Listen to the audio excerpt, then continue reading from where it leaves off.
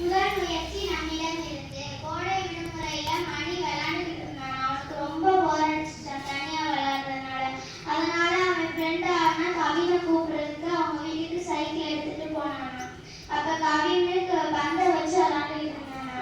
மணி வந்தோடனே நம்ம மைதானத்துக்கு போய் விளையாடலாமான்னு மணி கேட்டானா. அதுக்கு கவின் சரி போலான்னு. ரெண்டு பேரும் மைதானத்துக்கு போற வழி ரொம்ப மேடு பள்ளமா இருக்குமா. அதை பார்த்த உடனே கவினுக்கு நேற்று நடந்தது ஒண்ணு ஞாபகம் வந்துச்சான். நேற்று அந்த பள்ளத்துல ஒரு வயசானவர் விழுந்துட்டாராம். இதை பார்த்த உடனே கவினுக்கு ரொம்ப மனசு கஷ்டமா இருந்துச்சான். அதனால மணிகிட்ட சொன்னானா நம்ம இதுக்கு ஏதாவது ஒரு வழி பண்ணணும்ட்டு. மணி சொன்னானா நம்ம தான் சின்ன பையங்களை நம்மளால எப்படி இதை பண்ண முடியும், நம்ம தொடங்கி வைப்போம், அடுத்து யாராவது நம்மளுக்கு ஹெல்ப் பண்ணுவாங்க அப்படின்னு கவின் சொன்னானா. இது சொன்னானே மணி ஒத்துக்கிட்டானா. ரெண்டு பேரும் அவங்க வீட்டுக்கு போனாங்களாம். கவின் போய் மண்வெட்டி எடுத்துட்டு வந்தானா. மணி போய் ஒரு கூடை கல் பறக்கிறதுக்கு ஒரு கூடை எடுத்துட்டு வந்தானா.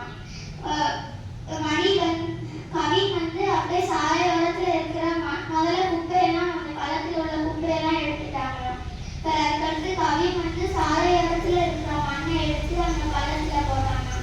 அதுக்கடுத்து மணி கல் பறக்க போய் கல்லெல்லாம் எடுத்துட்டு வந்து அந்த பள்ளத்துல போட்டாங்க. இவங்க செஞ்சுக்கிட்டு இருக்க வேலையை பார்த்து ஒரு முதியோர் உதவிட்டு பண்ணாங்க.